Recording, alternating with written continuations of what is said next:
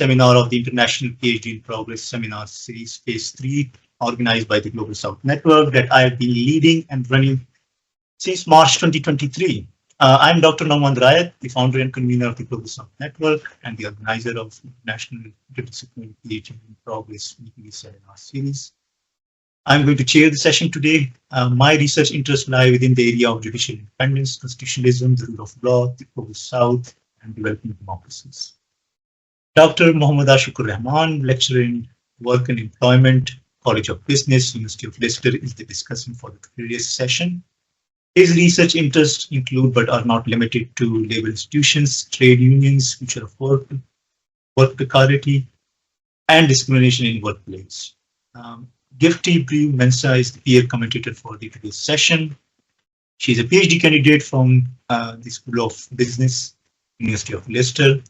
Gifty is currently working on a dissertation on the multi-level case study of corporate governance in banking. She studied management as an undergraduate and majored in marketing at the MBA level. She is also an associate member of the Chartered Institute of Marketing, Ghana. Last but not the least, our guest speaker for today's session is Menaka Madushani Gamage. She is a PhD candidate at the University of Leicester College of Business, where her research interests delve into knowledge spillover and norm creation in multinational corporations in the Global South. Menaka is a fellow of the Higher Education Academy and has over 8 years of experience as a university lecturer in Sri Lanka. Since 2022, Menaka has served as graduate teaching assistant at Leicester Business School. She is a gold medalist and associate member of the Chartered Institute of Management Accountants, UK. Menaka has received the Best Research Award for her MBA thesis and has published extensively on knowledge sharing and human resource practices in business operations. Menaka is going to present her project titled Creating Norms in Multinational Corporations, Human Resource Management, a case of Chinese multinational corporations that operate in Belt Road Initiative, Sri Lanka. And I think it has potentially a lot of lessons to offer, insights to offer into the wider literature on multinational corporations in general and multi-investment in multinational corporations in different countries of the Global South by China. Menaka, you have 30 to 35 minutes for the presentation, which will be followed by 5 minutes for comments, questions of discussant and peer commentator, and 15 minutes of question and answer sessions by attendees. The floor is now yours. Okay, thank you, Nauman, and good afternoon, everyone. Thank you for the nice introduction. I'm Menaka Gamage, and I'm a PhD candidate at College of Business, Leicester University, and this is my second year in the PhD program. First of all, I would like to thank Nauman for this opportunity to speak about my research study. This study is about the multinational corporations and how norms are being created in the multinational corporations. I'll come to the terms later. First of all, I'll tell you the background of this study. Multinational corporations are business organizations that have their operations in more than one country. So this study focuses on the emerging country multinationals. So emerging countries or emerging economies are basically the economies that have rapid growth in their economy, and they are not developed yet, but it is recognized, considered that they have the potential to reach the developed status. So in these emerging countries, for an example, China, India, Brazil, in these emerging countries, there are multinational corporations that are originated and operating in other parts of the world. And my study focuses on the multinational corporations originated in China. And these Chinese multinational corporations, they have unique features when compared to the typical Western multinational corporations that we know. For an example, when it comes to Western multinational corporations, like let's say Coca-Cola, Nestle, when it comes to the ownership structure, they are mostly privately owned multinational corporations. But the unique feature of these Chinese multinational corporations are that they have a government ownership. So when the government is the owner of this profit-oriented multinational corporations, there are a lot of complexities involved, especially when it comes to these Chinese multinationals. They have less exposure when compared to the Western counterparts, and they're still new to the regions and new to the market. So there are a lot of complexities involved when they operate in other countries. And my study is about their human resource management practices. Now, when these Chinese multinational corporations establish their operations in other countries, they need to manage the human resource, the most important and strategic resource in an organization, the people or the employees. So if they do not manage these employees very well, then the companies cannot achieve their competitive advantage. So in that sense, managing human resource is significant when it comes to these Chinese multinational corporations. Now, I'm discussing this Chinese multinational corporations in the context of Belt Road Initiative. Some of you might have heard about this world's largest investment program.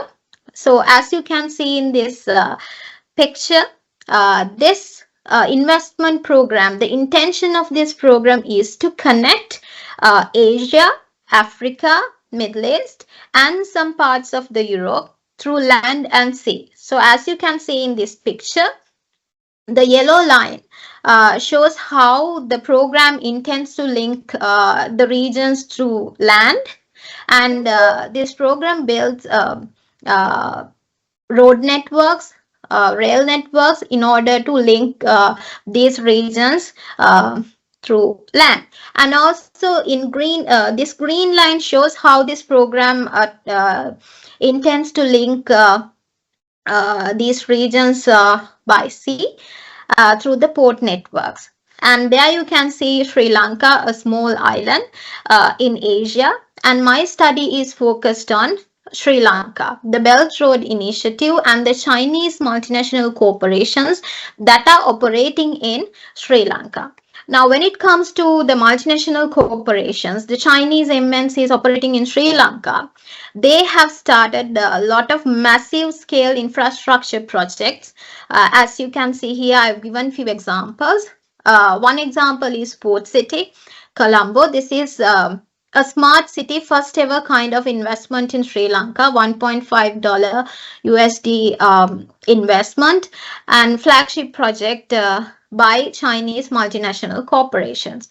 Now, the issue here is that now when these Chinese MNCs operate in Belt Road Initiative in Sri Lanka, the researchers have identified there are certain complexities involved. As I mentioned earlier, these Chinese MNCs are government-owned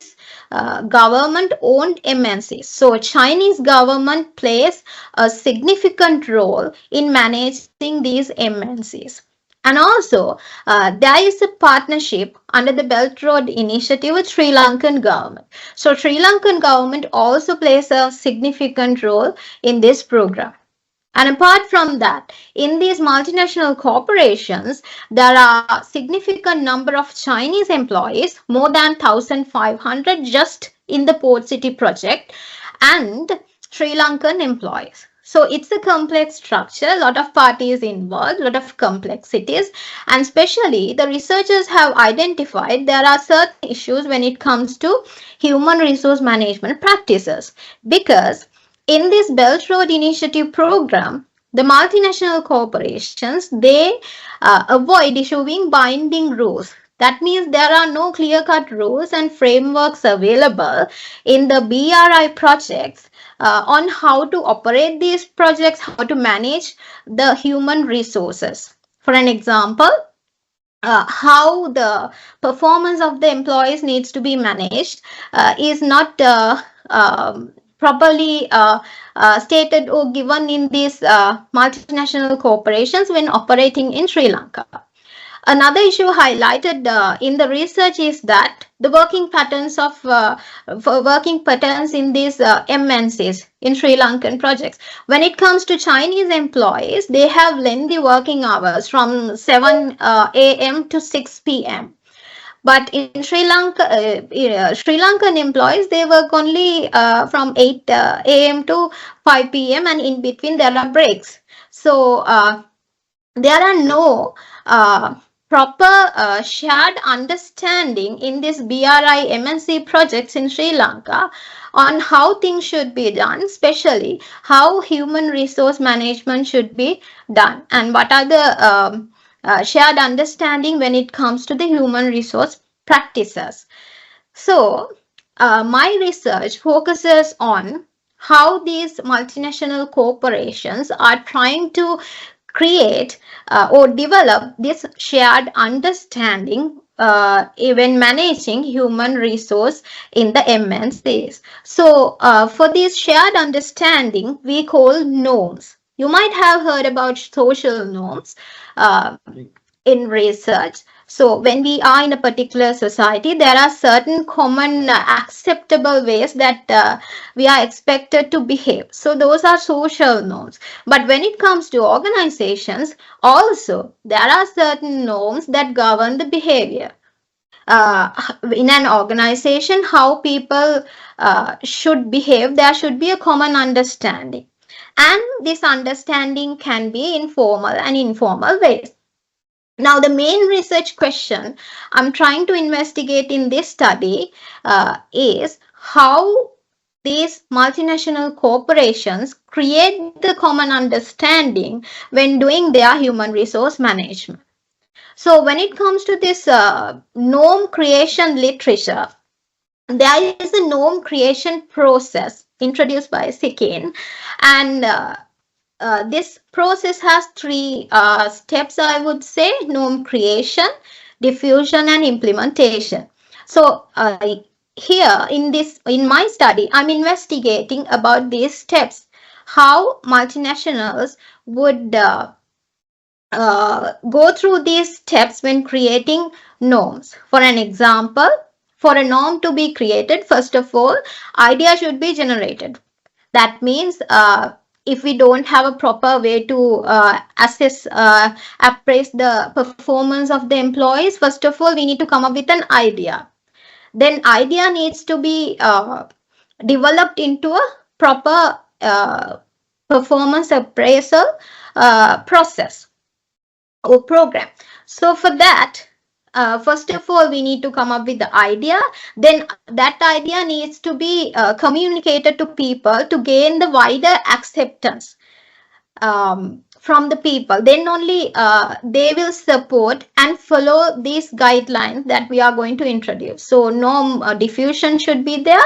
And once the norm is developed, then it should be practically implemented.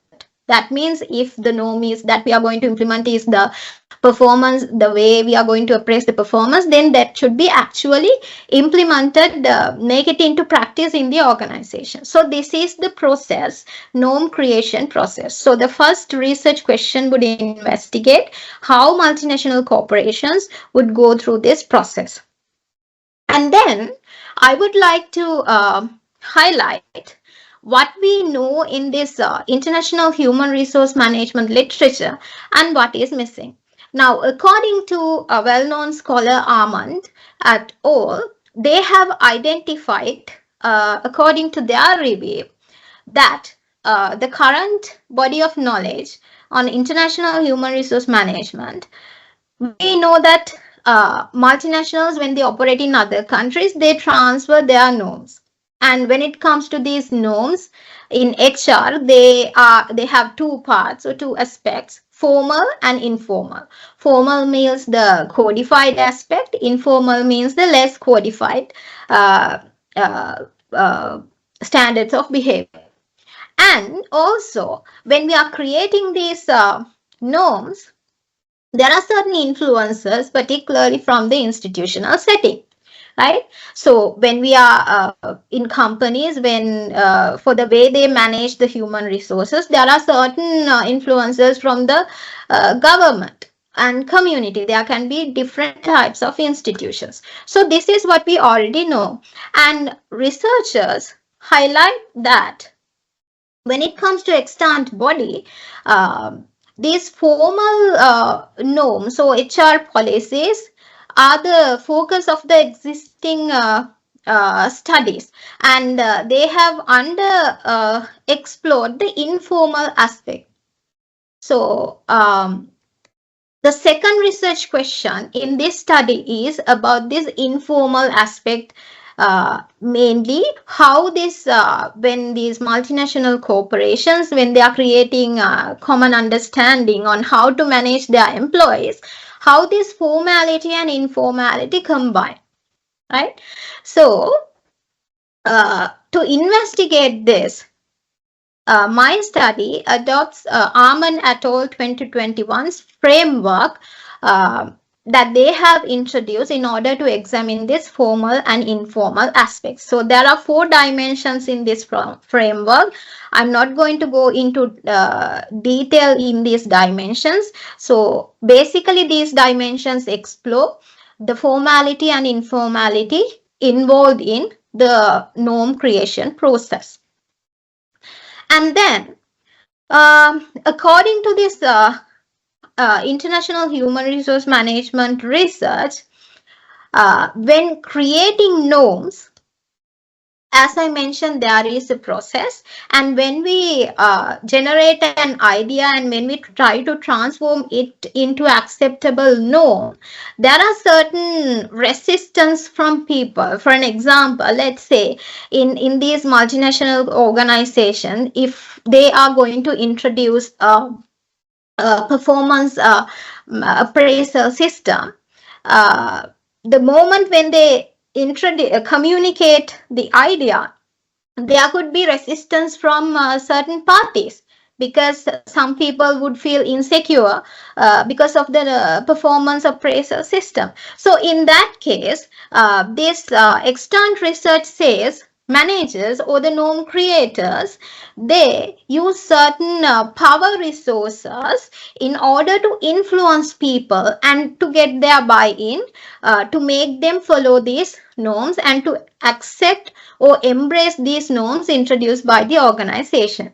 So extant research says mostly these managers use their positional power and the authority that they have in the organization.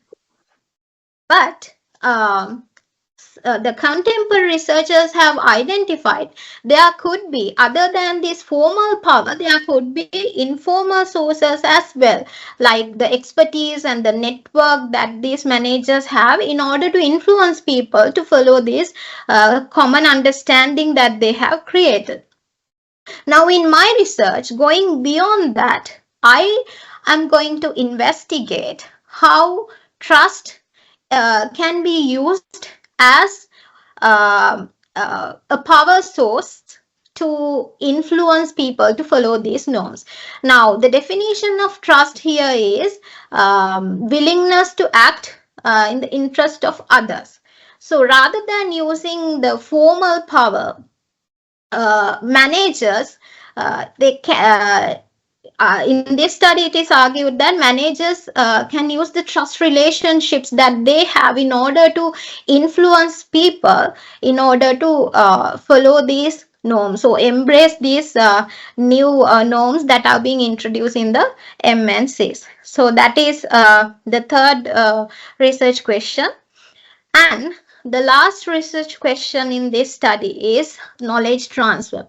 I must say, when it comes to Belt Road Initiative project, knowledge transfer plays a significant role because Chinese investments are massive investment projects. And if you consider countries like Sri Lanka lacks uh, advanced knowledge and technology. So if we consider the flagship projects like Port City, a lot of construction knowledge, technologies have been transferred to Sri Lanka because of these construction projects run by Chinese multinationals.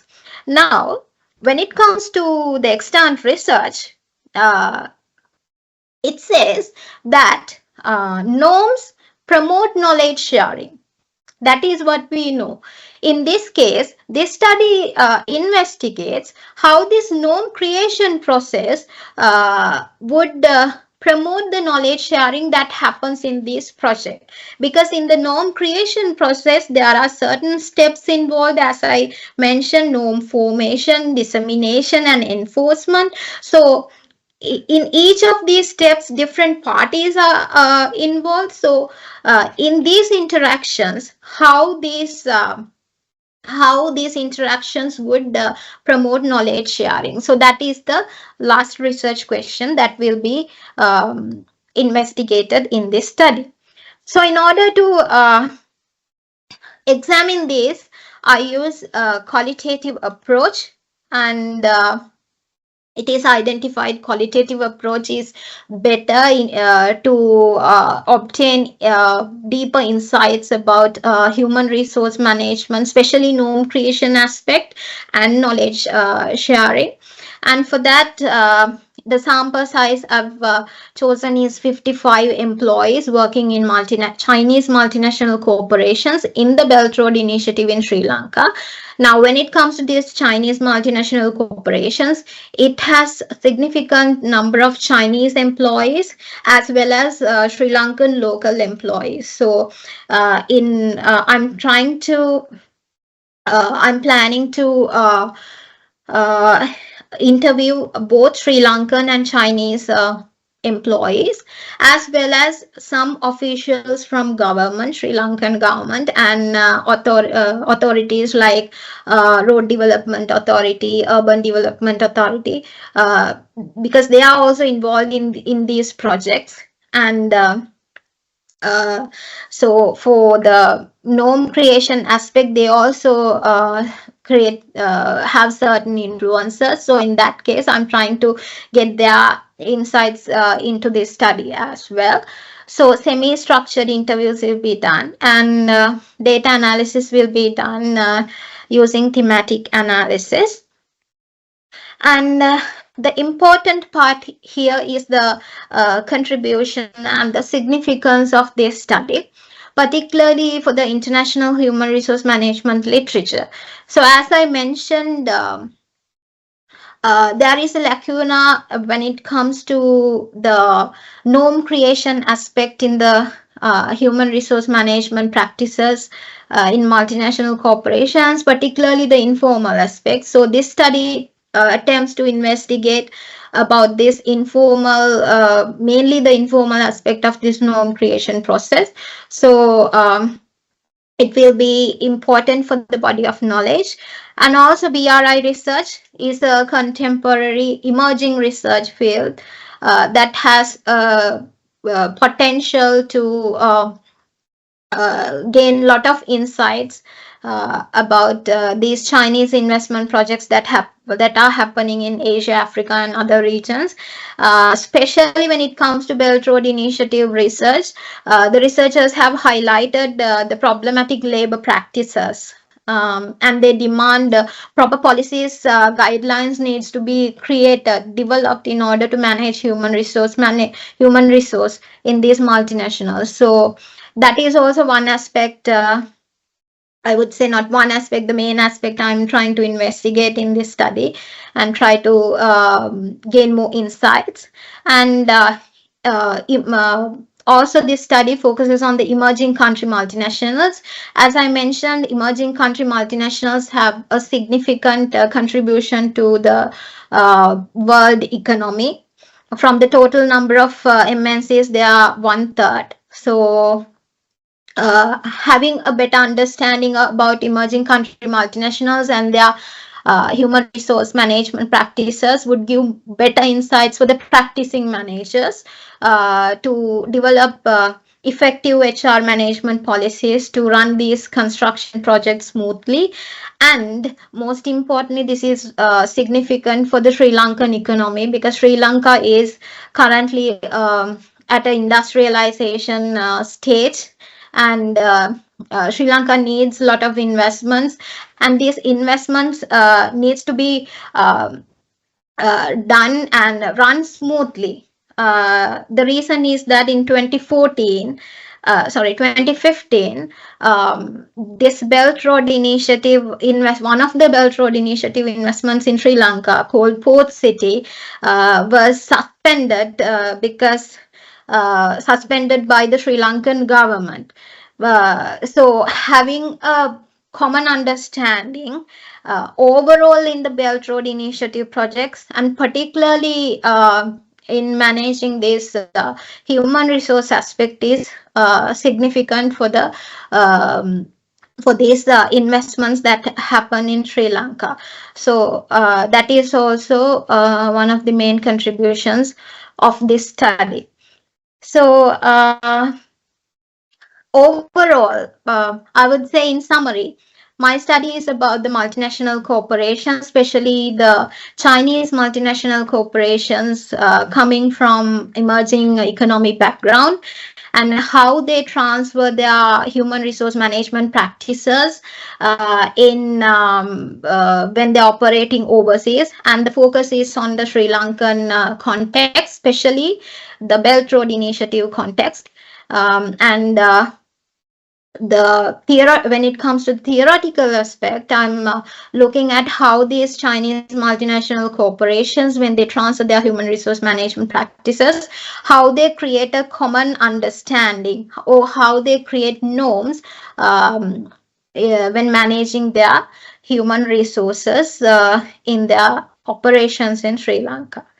So thank you so much, and I think if you have any questions, yes, it's time. Thank you very much. Thank you, Menaka. It was a wonderful presentation. I must say that someone from the law background, it might be, initially it sounds like we may struggle to understand, but the way you presented and the clarity in argument and the presentation, it was so impressive that I could easily follow your discussion. One of the main part of the PhD journey is that there has to be originality, has to be some contribution, but then clarity of the argument. That are you able to convey to people within your, that was obviously there. I think there's also a very general importance of this study, and general importance of this study is the Chinese investment in different forms and different shapes. It is in African countries like Ethiopia, countries like Pakistan, countries like Sri Lanka, Italy, and it's a very important case study which you can use to offer new insight. Floor, I will invite our discussant, Dr. Ashikur Rahman, to step forward and share his thoughts and opinions. Over to you, Ashikur. Thank you, Nauman. Thank you very much. Yeah, excellent presentation, Menaka. I really enjoyed the presentation. I've learned a lot of things. It'd be good actually to have a better understanding of the context. I'm not very much aware of the Sri Lankan context actually. Yeah, it's an interesting study. It's very significant given the fact that there's a rapid expansion of Chinese MNCs all across the world, obviously in BRI projects. And obviously there's an increasing significance of emerging market MNCs on the global stage as well, like Nauman said. So yeah, very timely and topical study. I've got just couple of observations about literature. I'm not very much gonna go deep into the empirical aspect of it. I assume you haven't collected your data yet, have you? I have. Okay, you have already. Yeah. Okay. Yeah. All right. But yeah, so I'm gonna start with the literature about this the way you conceptualized norms as a shared understanding. Um, I'm a bit cautious about this conceptualization because I remember you mentioned that Chinese MNCs are significantly different from Western MNCs. But when you conceptualize norms as shared understanding, you run the risk of adopting some westernized ideas, okay, norm as a shared understanding. But the problem is that these MNCs are Chinese MNCs, and they've got different values and different organizational practices, like so I'm not quite sure how you are going to reconcile this tension between the conceptualization and the empirical aspect of it. That's one of the observation, but obviously there are ways you can go deep into, like you can engage with other relevant literature, like institutional literature. A wide range of work have been done around this subject based on the institutional literature. I'm not quite sure whether Almond's, I haven't read Almond's yet. I see a little bit of intersection between organizational practices and institutional variations in the Almond's work. But Almond's work is quite structured and rigid in the sense that it's a linear process. Norms formation, but norm formation is quite complex, like you said, and the process is reiterative.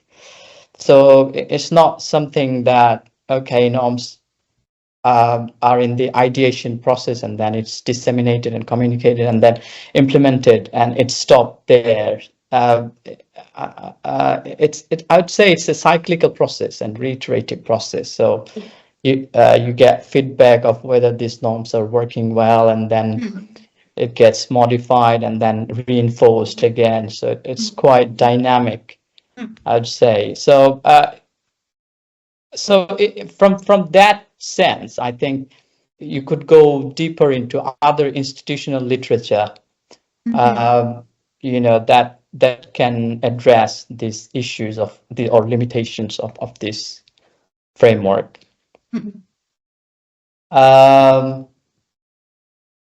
About and also there are other literature that talks about these human resource management practices.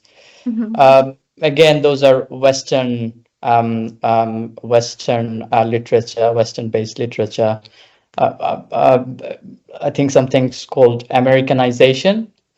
So they particularly focus on how America actually transfers the American style of human resource management all across the world. I'm not quite sure that China will be very much interested or willing to adopt that Americanization approach. But obviously, the idea here is that American organizations, they think that their practices are very much standard and they function very well in the home country, so it should be working well in the host country as well.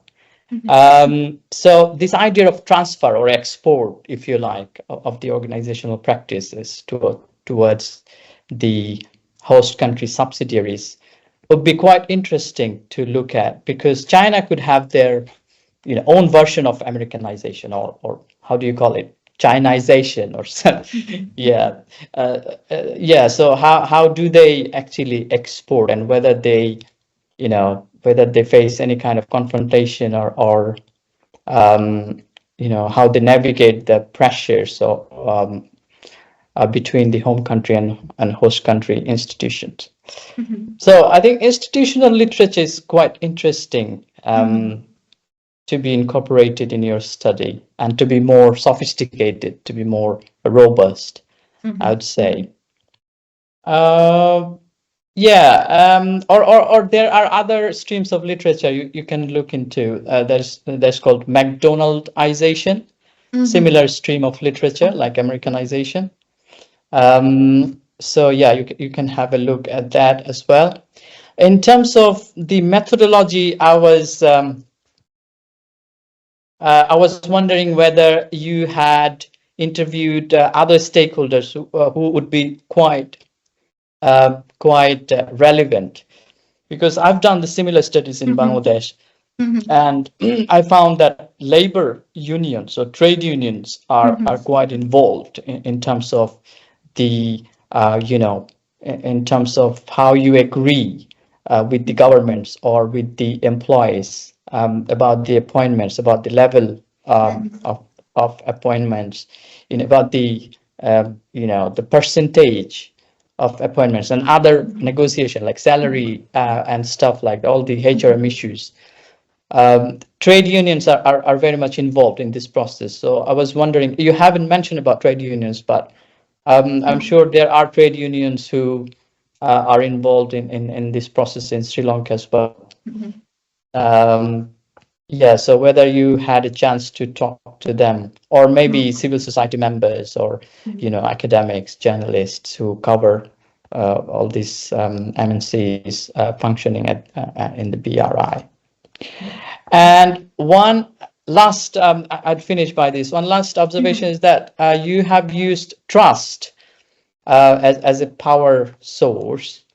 Yeah. So basically, you're saying that trust could be a determinant to understand whether this, the convergence of norms has been happening. I think it's quite tricky when we talk about trust and norms and shared understandings. These are quite tricky in terms of how you measure them. So I'd go for something more concrete to understand how actually Chinese MNCs are managing their human resource management practices. Like, what are the contracts actually? How do they negotiate with the government? How do they negotiate with the other stakeholders? Is there any agreements, written agreements? What are the processes actually that are actually taking place on the ground? Something tangible. Obviously, there are lots of literature around trust and norms and everything. Yeah, but at the same time, if you can investigate something very much concrete, that would actually increase the robustness and the validity of your study. I think that's my observation. There are other questions and observations, but I'm going to stop now. Sorry about taking more time than I was allocated to. Thanks, Ashikur. Thank you very much for your very useful comments and observation. Menaka, would you like to respond to these comments, and then we go to Gifty, or would you like?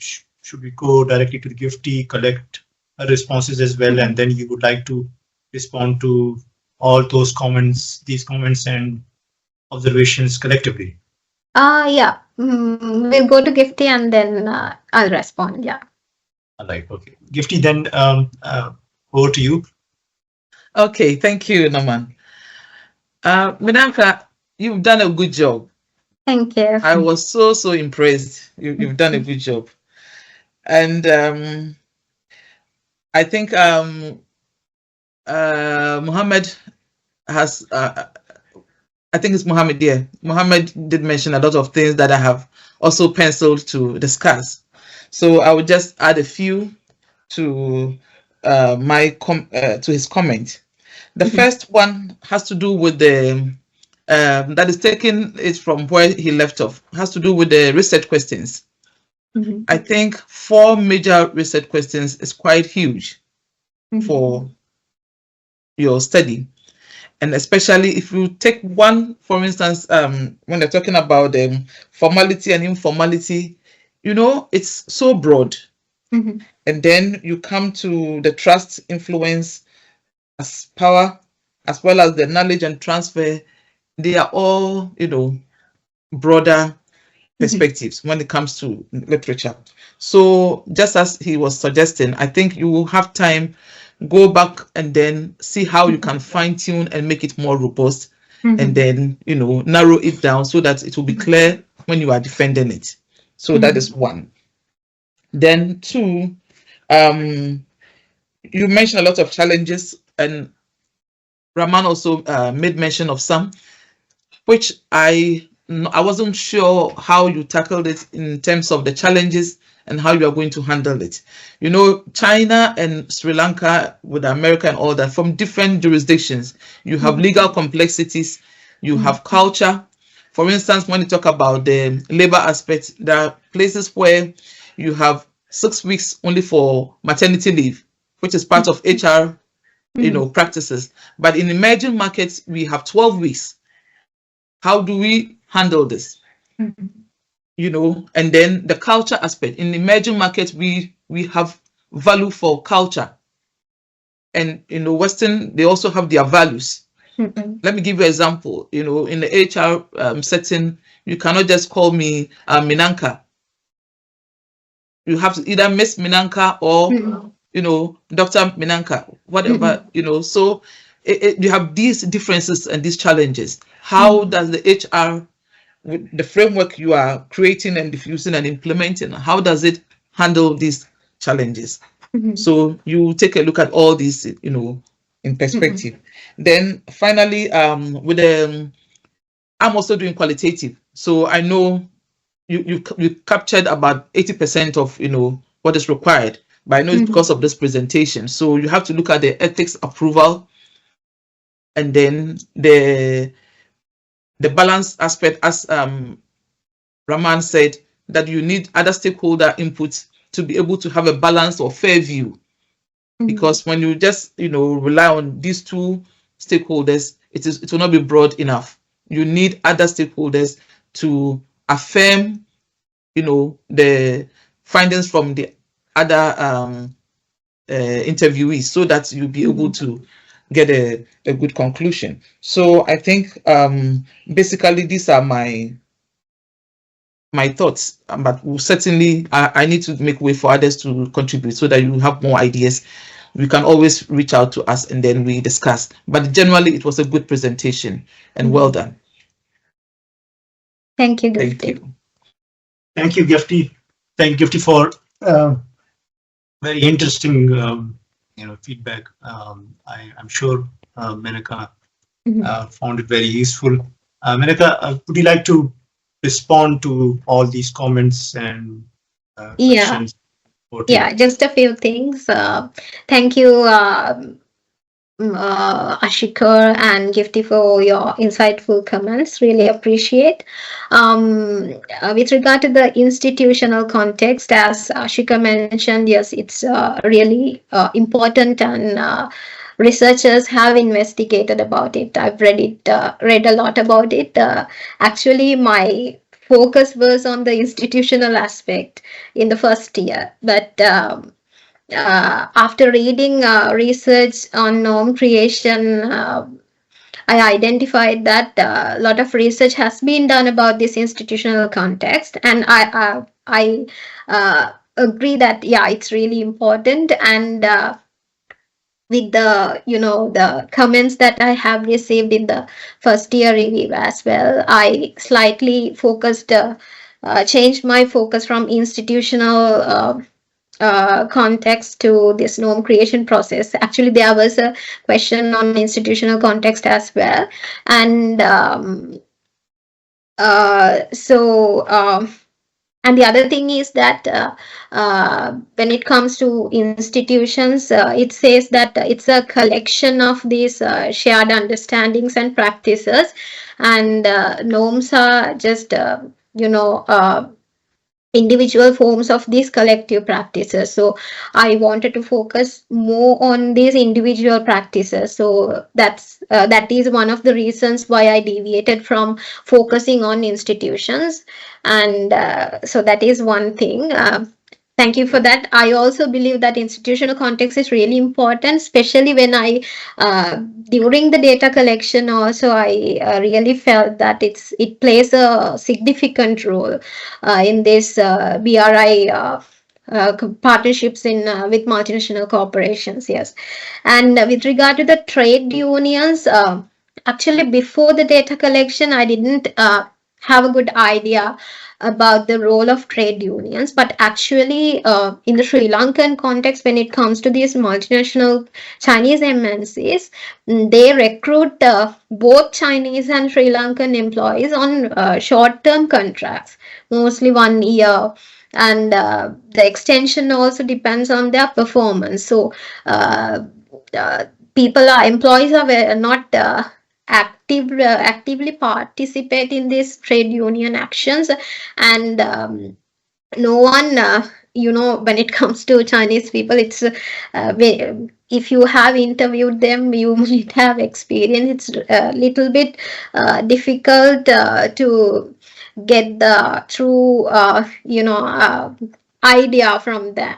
So when it comes to this trade union aspect, of course they don't they don't participate in trade union activities. Sorry to stop Yeah. you, Menaka. Just one more additional question with this regard is really important, because what I observed in Bangladesh, my study context, the same situation there, but it's a breeding ground, I would say, for the trade unions to jump on and do something particularly for the local workers. But like you said, there's no trade unions. They are not members of the trade unions. But what I have observed is that the central trade unions or trade union federations, they operate centrally.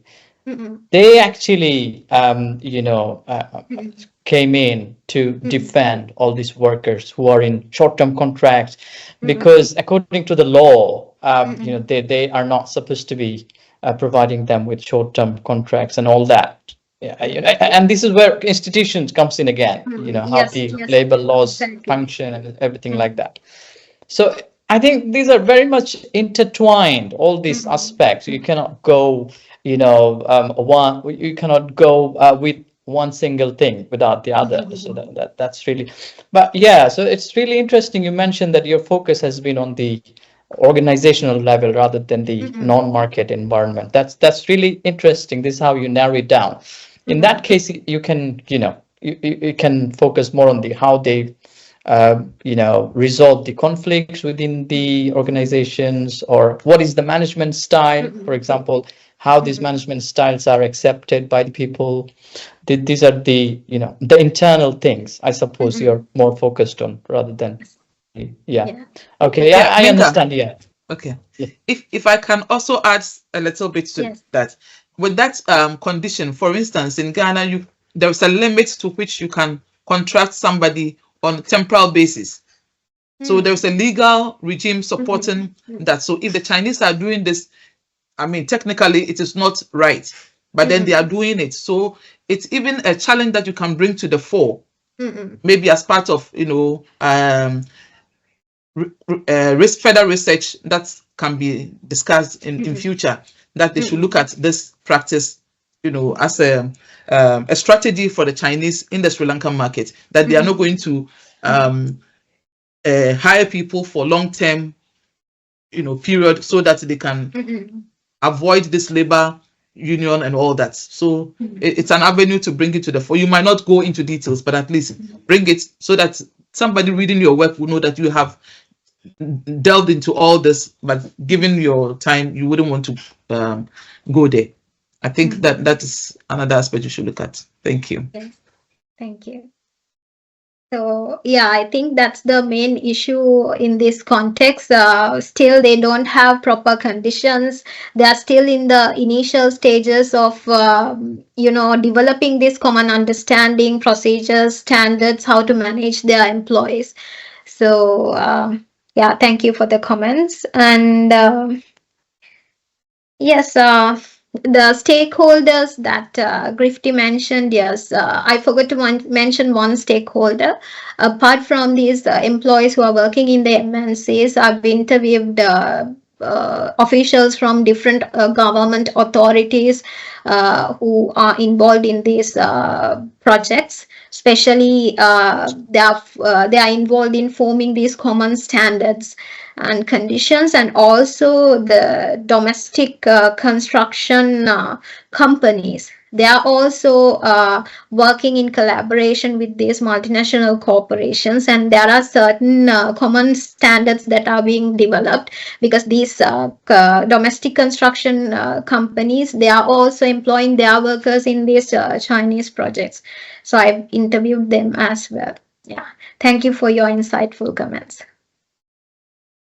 Thanks, Menaka. Thanks, Menaka, for such a fantastic presentation. The way you handled the questions, the way you, responded to the follow-up comments, that was amazing. I really enjoyed. I think I have questions, but due to shortage of time, I would limit myself to some comments. So just, you may wish to think about, Ashikur has already mentioned this norms conceptualization. I think it could be a challenge and the most original feature of your research. The way you are going to approach this is absolutely up to you. But it would be, I'm pretty sure the initial 2 chapters might be focusing on this thing, that how exactly you are going to focus on specific parts of norms, because it's huge. Norms vary from one corporation, one organization to another organization, and then when it is like, if we are talking about the organizational norms, then it is completely a different story. And also depends upon the region and the countries where these things are existed. And things become very tricky when the home corporation is in one country and then they have different branches in different countries. The another attractive feature, and I think that is also very, very original, is that you are conducting interviews with all these things, and the challenges you might face, because one of the main problem, that's a problem everywhere, but the problem becomes more complicated when you try to approach elites and the authorities in the global south countries, because the society overall is not very egalitarian. It's a huge gap, and I think that I would recommend that try to sell it out, try to emphasize that it was a challenge, and it is actually you who somehow got access, got the approval, ethics, because it's a very important point. All of us do a lot of work, do a lot of great work, but somehow we miss to sell it in our research. And I think it would be great if you do mention that thing in your research somewhere in the first introductory part. Other than that, amazing. I really enjoyed it. I found it was easy to follow all your arguments and explanation. Any questions from the audience? Any questions from the attendees? Well, in that case, I would like to say thank you, Menaka, for the presentation. Thanks, thank you, Nauman. Dr. Ashikur Rahman, for ensuring your availability and participating in this session on such short notice. I'm sure Menaka found your comments and observations very useful. Thanks, Gifty, for participating. You're already a very regular participant. So same time next week, let's meet our next guest speaker, and Roman Carnegie is going to present his project at 3 to 4 p.m. next Wednesday. Until then, look after yourself. Okay. Have a great day. Bye-bye. See you later. Thank you. Thanks, Nauman. Thank you, Been at the very everyone. best. I wish you the very best. Thank you. Bye-bye. Take care. Okay. Bye-bye. Bye. Take care.